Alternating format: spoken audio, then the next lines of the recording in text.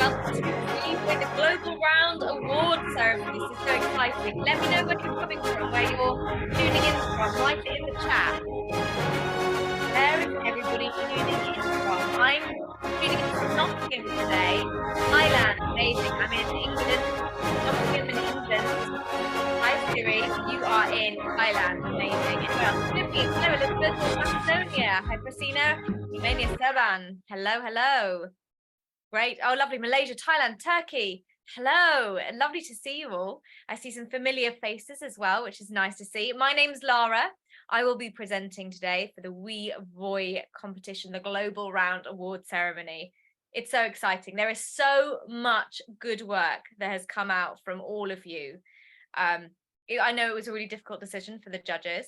So we're going to go through, go through the youngster Voi, junior Voi, then teen Voi, and we're going to see the top 3 from each group. So if you're ready, shall we start? Go on then, let's start. Let's first start with youngster Voi. So here we go.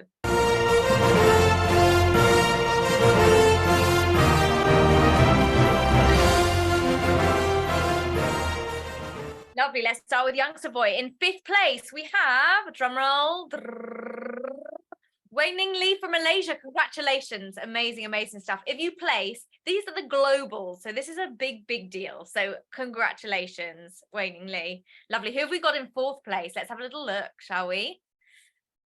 Here we go. Misha, Pakistan, congratulations. You have come 4th place in the global rounds. Amazing, amazing. Now, we're going to go on to 3rd place, and we are going to get to see the videos now from 3rd place onwards. Frosina, North Macedonia, I see you.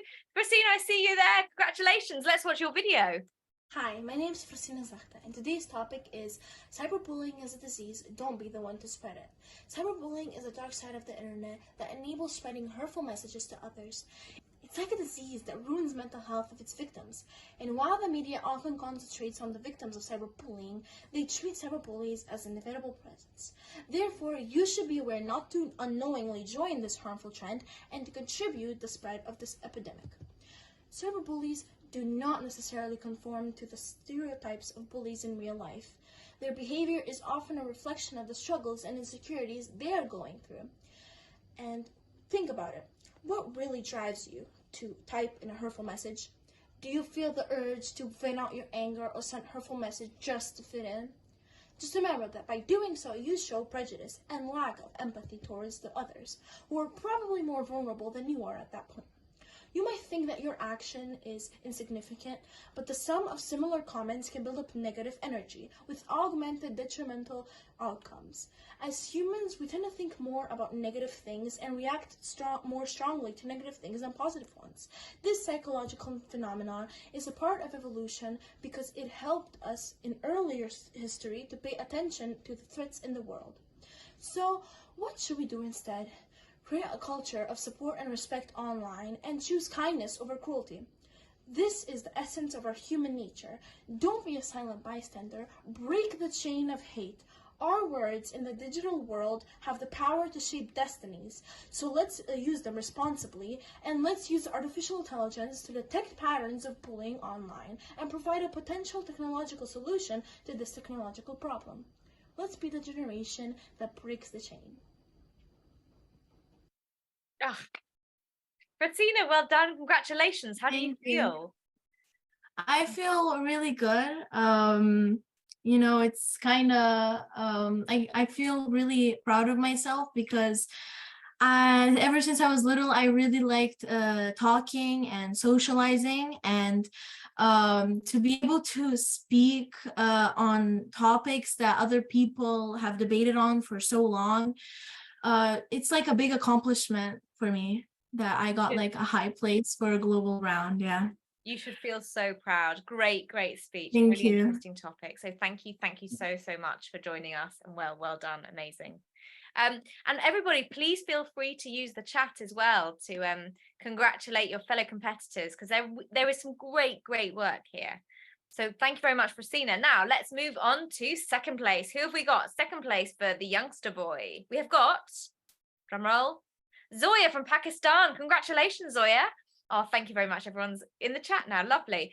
Zoya, well done. Second place. Amazing. Let's watch your video. Mental health matters. Hello everyone. Today I would like to talk about why mental health matters.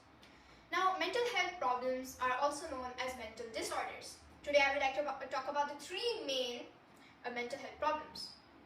First, anxiety, which is excessive stress over personal or everyday matters.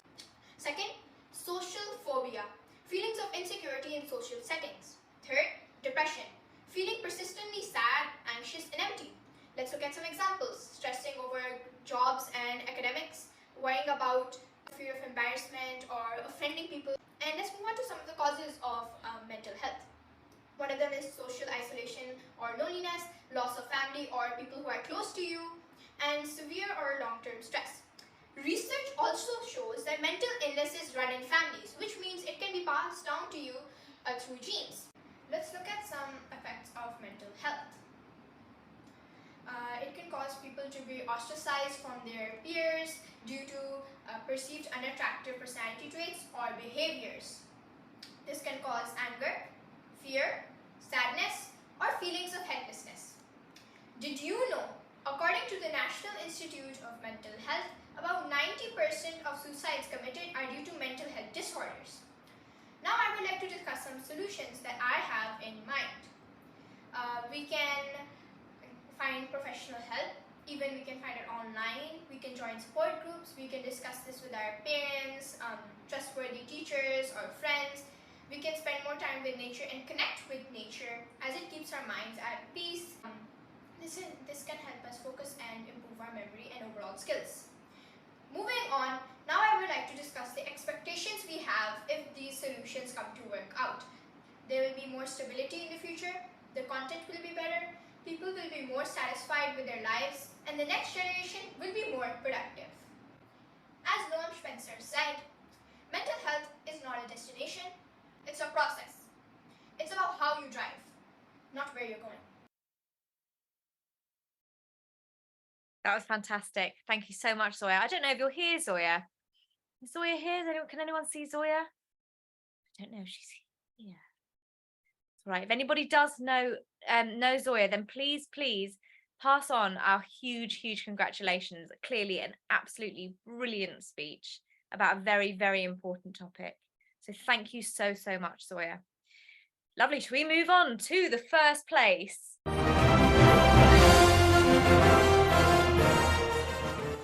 Okay, a big drum roll. That's what I'm looking for. It is Anya, Thailand. I think I've seen you here, Anya. Congratulations. Here we go. Let's watch your video.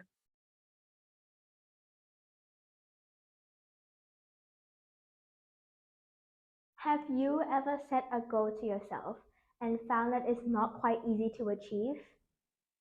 Hello, my name is Anya Densitam. Throughout my life, I have been learning about setting and seizing goals. Sometimes we succeed and sometimes we fail. Let me give you an example. An example is when I was trying to ride a two-wheels bicycle. On the first day, I fell and came back home with a scratch on my knee and in my mind. But instead of giving up, I tried again day after day after day until I finally succeeded. I know that it is important that we want to achieve our goals, but it is even more important that we keep on going even when we fall. So, what did this experience teach me?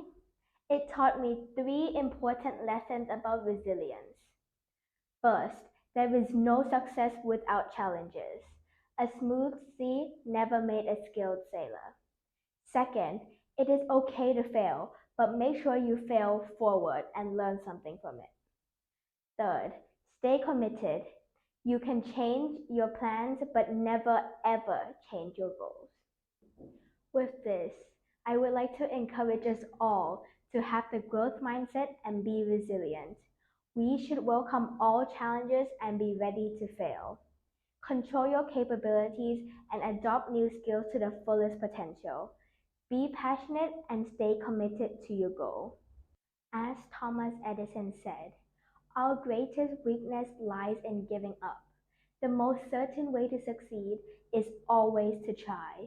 Just one more time. Thank you. Anya, congratulations. Inspiring speech. Congratulations. You've got loads of love in the chat as well. How are you feeling? I'm feeling very happy. I had such good experience from this competition since the national round and the global round. I like how I get to exercise my creative writing skills and also as my presentation skills. So thank you everyone so much. Great, you're so calm when you present. How did you choose what to talk about?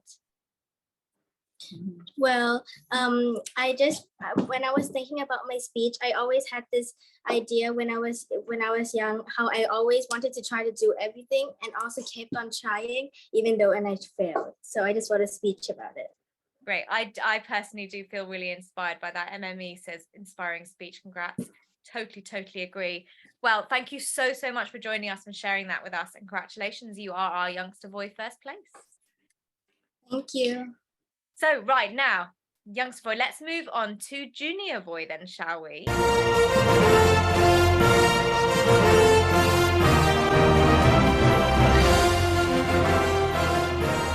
So junior boy, 5th place. Who have we got? Let's have a little look. Krish from the United States. Congratulations, Krish. Round of applause to you. Fantastic. You've placed. Amazing. 4th place. Let's have a look. Who have we got?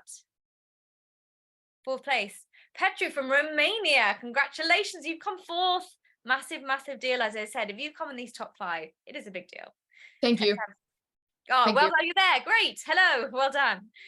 Let's have a look at 3rd place now, shall we? 3rd place, we have got Zoya from Pakistan. Let's have a little look. Congratulations. Diversity. What does it mean? Diversity means having a range of people with various racial, ethnic, socioeconomic, cultural backgrounds and interests. Now, in an institution, diversity is the presence of significant differences, but inclusion is these differences being embraced. My name is Zoya Raza, and today I want to talk about diversity and inclusion in institutions. Compared to the 20th century, the 21st century has seen a rise in the inclusion of diverse individuals. However, statistics from firms such as Mercer show that Caucasian males and females still take up major high-paying roles.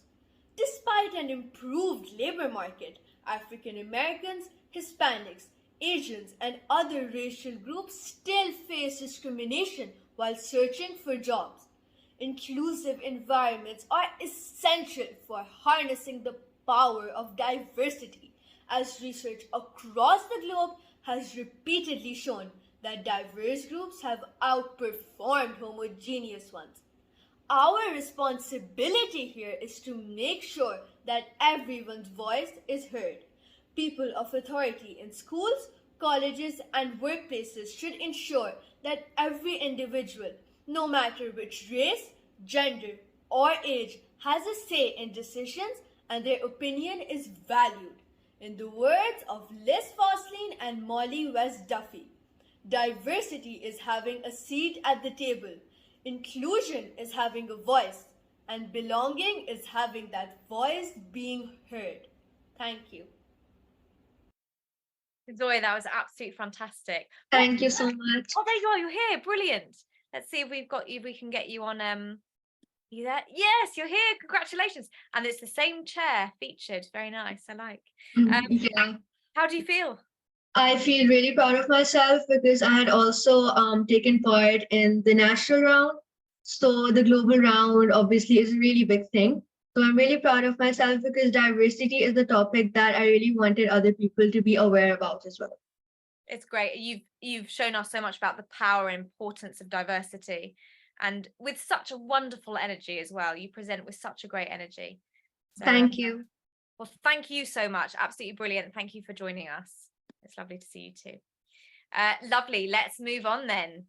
We have seen Zoya, so let's look at 2nd place. Who have we got? Junior boy, Mira from Pakistan. Excellent. Congratulations. Let's watch your video. We live in a world of emotional damage and blackmail. It's sad, but it's true. Emotional abuse and mental abuse has become a norm in society, but has not yet been recognized as a living threat. Even family, the age old and basic structure of society, has not yet adapted to this structure. Children have long been subjected to many forms of abuse on multiple pretexts. Parents constantly criticize them, snub them, and compare them to other children, apparently in the effort of grooming them and teaching them manners, not recognizing their potential or understanding their psychology. The world is full of children who find it difficult, at times even impossible, to share their feelings with their parents because a kind of invisible barrier exists between the child and the parent. But why is this so? Why do parents who profess to love their offspring inflict such harm and torture on them without often realizing it? I personally believe that it's largely because of social pressure and stiff competition all around, but particularly in the academic domain. Society seems to have accepted it as a fact that the higher the grade a child attains, the more medals and trophies they fetch, the more credible and talented they are. This grade race is encouraged and keenly observed by parents who obsessively push their children to get better and better scores. And ultimately, that becomes the sole criterion by which they judge their kids. Work harder. Do better. Don't talk back. Don't be a crybaby. If, as there is someone, always someone who can do it better, he or she can do it, why can't you? Usually, in the imperative mood, these favorite sentences of parents are a cause of dread for the poor children. I hope psychologists agree that, more often than not, the parental pressure for their kids' brilliant success is born out of their personal vanity, social prestige, and their ability to boast before their peers. But who cares about what effect this has on the children? The children become overstressed. They get closed off emotionally. They grow to be competitive, spiteful, jealous, and mean in the process. They turn irritable, even with their parents. They cease to be a healthy part of social interactions, and they become victims of self pity, self harm, and depression. No child deserves to be subjected to this torture. And the only way to stop it is to spread awareness of the baneful effects of cutthroat competition and the rat race for grades at schools. There is much more to schooling than mere scores. Try to understand the psychology of children and let them breathe and grow in a more cooperative environment. For this to happen, society will have to change its mindset and its persevere obsession with academic glory that their kids must bring them. Children have an equal right to grow healthy and live a stress-free life. Mira, that was absolutely brilliant. I think we lost you for a bit, but I think I saw you come back in. Am I right? Are you there, Mira? You are. Maybe put your hand up and we can speak to you. Here we go. Connecting to audience. Lovely. You're here. You're here? Almost. Give you a couple more seconds. Us to unmute. Are you there? I have to move on. To unmute. Maybe not. Well, if you can hear us, absolutely brilliant. Really inspiring speech and something very important that I don't think a lot of people really think about. Obviously, that might resonated with a lot of you, actually. Wow, that's fantastic. Yeah, absolutely brilliant. Amazing speech. Congratulations. Mira, that was brilliant. Really, really brilliant. Sorry we don't get to talk to you, but please know that you've done incredibly, incredibly well. Lovely. So, who have we got next? I believe Okay, here we go for the junior boy. Who have we got? Let's have a look. It is, drum roll.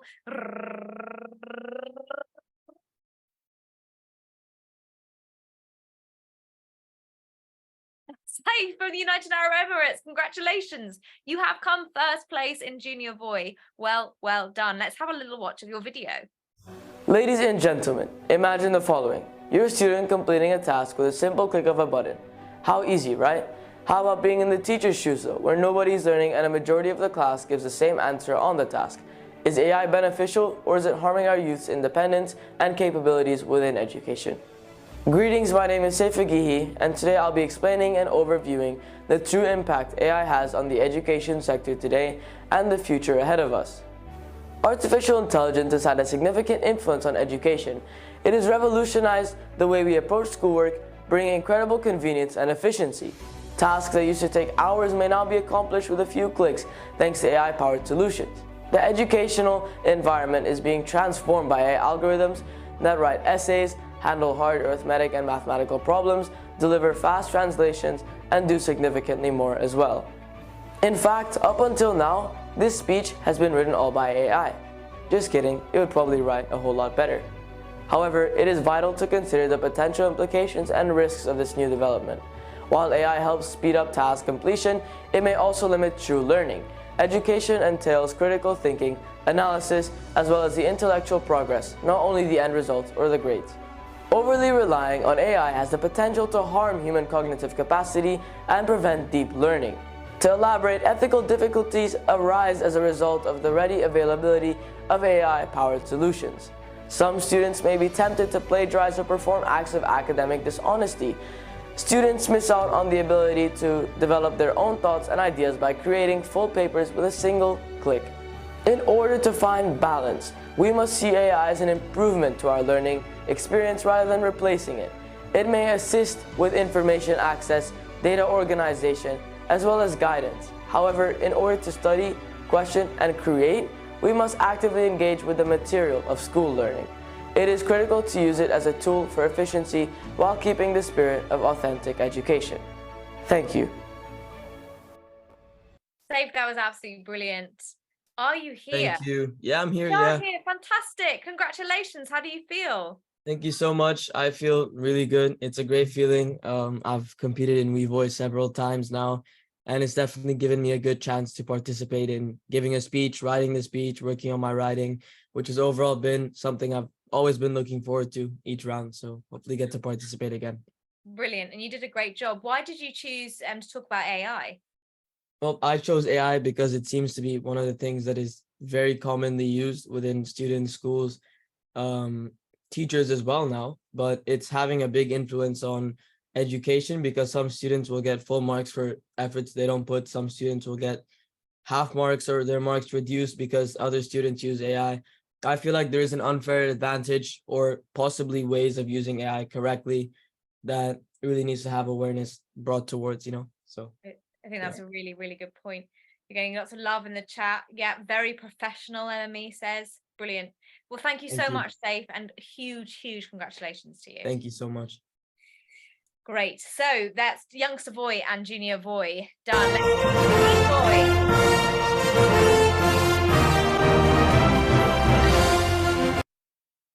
Right, 5th place for teen boy. Who have we got? Let's have a little look. We have Zeshan from China. Congratulations. You've come 5th place overall in teen boy. Amazing stuff. 4th place, who have we got? We have got Matea from North Macedonia. Congratulations. Again, if you're placing, this is a big deal. This is amazing stuff. 3rd place. Right, who are we going to see? Which video are we going to see? Minyoung from South Korea. Congratulations, Minyoung. Let's have a little watch of your video. Today, I'd like to begin with a little story of my own.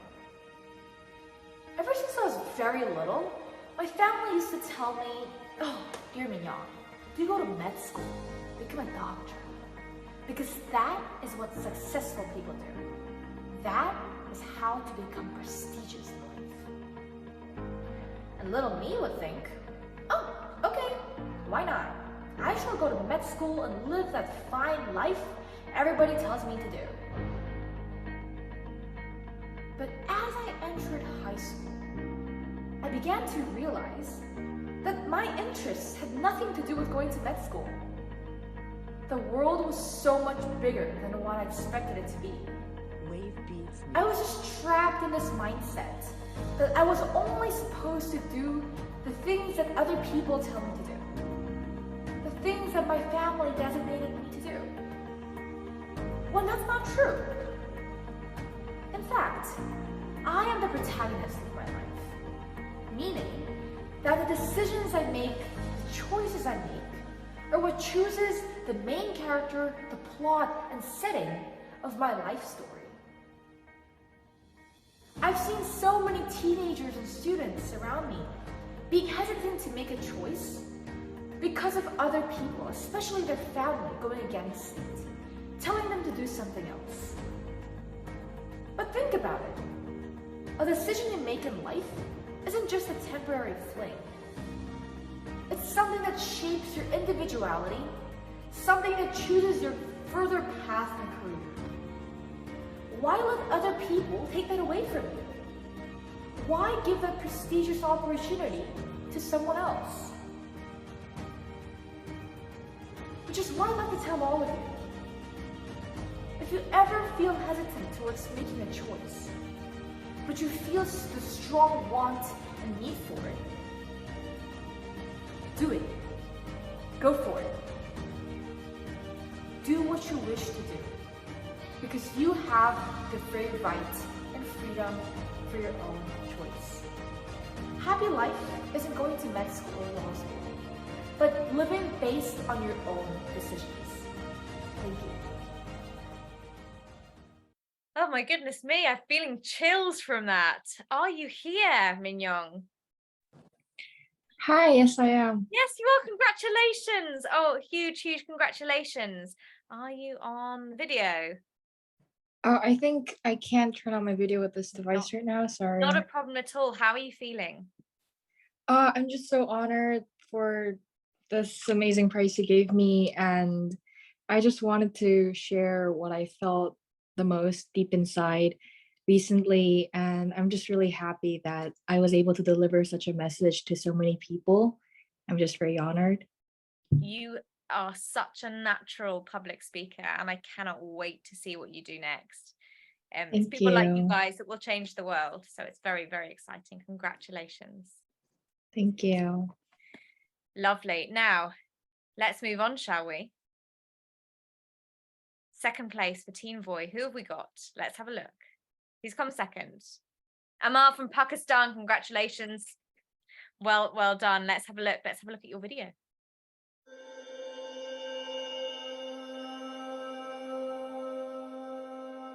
I want you to imagine this scenario.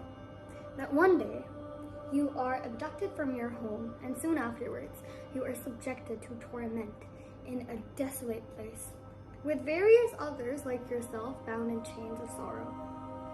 This is not about you. This is not about me. But this is about over 115 million animals who are subjected to torment.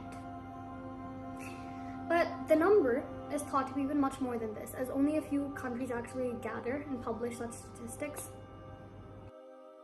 Hello, my name is Amal Usman, and I am here to talk about the reality hidden and concealed behind products of our daily use, be it products of beauty, medications, or even as simple things as toothpaste, have something hidden behind them, which is the agony of the voiceless. It is not uncommon for animals to be used in multiple tests over time, but usually when these tests are over, these animals are killed. Mostly they are, so that their tissues and their cells can be further analyzed. Why do some of us believe that animals and their value to us, and their value to our well-being, their value to our health, and their value to our lives is more paramount than their existence in itself? When I was younger, I used to believe that animal testing was simply putting blush or mascara on the eyelashes of animals, but that's not the actual practice that goes down. Sometimes these animals are not given anesthesia. Can you imagine, God forbid, God forbid, being in an operation room and having an operation done on you, maybe a brain surgery or a tooth extraction. And during this experiment, you are fully conscious. You are completely in your senses and can feel every part of the operation. The thought in itself gives me goosebumps. But this is the reality for many animals. And this is done by the consent of some sick-minded people who become completely blind to what is right and wrong. For the love of creatures great and small, let us stand together and heed the call. In the name of progress, let kindness prevail, so their stories of suffering no longer bewails. We have now moved into a much more technologically advanced era. Some countries have even banned animal testing, but various others haven't. But now, animal testing needs to end, because many substitutes are present for this. So if not now, then when? Thank you.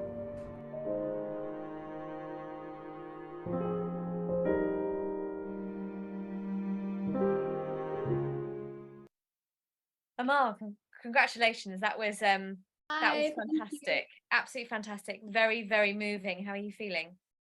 I'm feeling great. Honestly, I'm honored. I took part in the national competition as well, but I didn't get much of a position. But it's a huge thing for me, and the opportunity to actually say something that matters so much to me, something that needs to be said. Well, it's a great thing, honestly. It is, and I'm so glad that you chose to talk about this topic as well. It's such an incredibly important topic, and the importance of knowing actually what happens. Thank you so much. There's goosebumps. Congratulations, well done, well said. Too much to be done. I mean, I think you've probably moved a lot of, if not all, a lot of people here. So thank you. Thank you. Appreciate that. Thank you, Amal. Right, okay. On that note, we are coming to the end. We have now got the last first place is, drum roll please,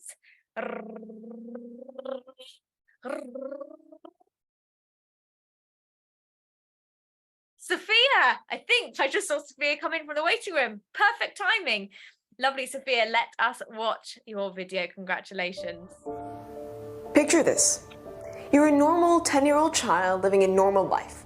Although your family might not be very wealthy, you have dreams and aspirations.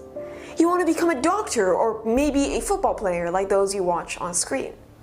You lie in bed thinking of the bright future that lies ahead of you, and then suddenly you hear the loud sound of an explosion, followed by deafening silence. You wake up and you're instantly consumed by a nightmarish world.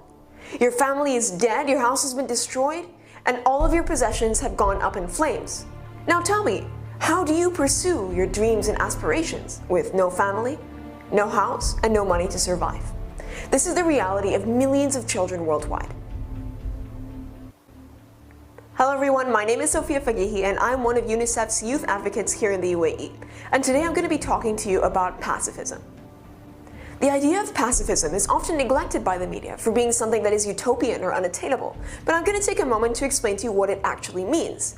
Pacifism is the idea of advocating for the absence of war and violence, and instead solving issues and disputes through peaceful resolutions.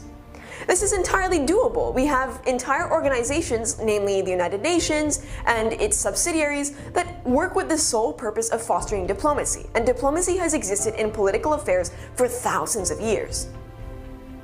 We can no longer allow politicians to use national interest and national security as excuses for the true horrors of violence and war.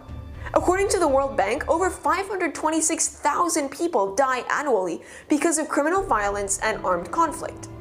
The actual toll of conflict, however, is far more severe than this. Those who survive are often left blind, limbless, psychologically scarred, and neglected by the societies that they live in and the societies that they flee to. War collapses entire economies, and it deprives civilians of critical access to basic rights like water, food, hygiene, and education.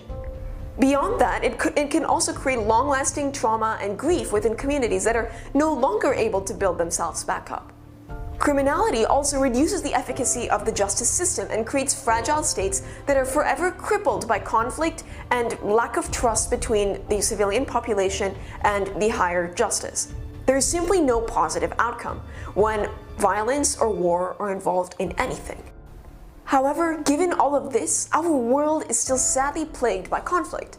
Countries like Afghanistan, Sudan, Nigeria, Ukraine, Iraq, and Yemen are filled with people just like you and me who are suffering to even survive on a day-to-day basis. This is all as the result of selfish politicians' decisions to start conflicts while they are sheltered miles away from the front lines of the horrors of war in safe houses. It is this very imbalance in equitable protection from warfare that makes pacifism such an important cause. As a UNICEF youth advocate, I urge all people and politicians to remember children. Children are ultimately the most affected and vulnerable by conflict. In a world where children need to be protected and nourished so that they can flourish to their fullest potential, it is only fair that we provide them with basic access to safety and a secure and loving life. Violence is never the answer and is never even a last resort or an option at all. That is why every single one of us can contribute to pacifism and help change the world for the better by being peaceful and establishing sustainable, positive, and long-lasting peace in the societies around us. Thank you. Sophia, absolutely brilliant. Absolutely brilliant. Very touching. Someone says, "Are you here, Sophia? Did you manage to get in? Are you here? Are you here?" Maybe it's a dodgy internet connection. If you're here, put your hand up. Oh, here we go. There's in the group chat. Thank you so much for the award. It is an honor to have competed in this competition. I apologize for not being able to speak. I'm currently in a museum abroad and it's far too loud for me to be audible. Congratulations everyone on your achievements. Yes, I am here, but I'm able to speak at the moment. Congratulations, Sophia. Absolutely fantastic, fantastic.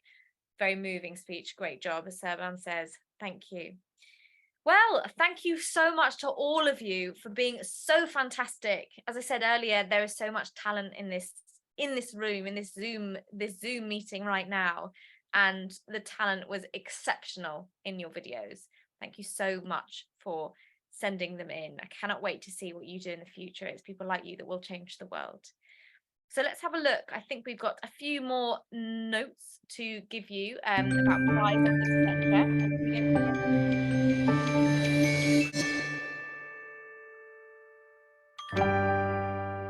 Yeah, I think someone was asking for the thank you very, very much, everyone, for joining. And yes, I hope, Andre, I hope we'll see you next time as well. I hope we'll see some of you again. Thank you very much, everybody. And I think that's it from me. Here we go. Thank you for participating. We hope to see you again soon. Bye, everybody.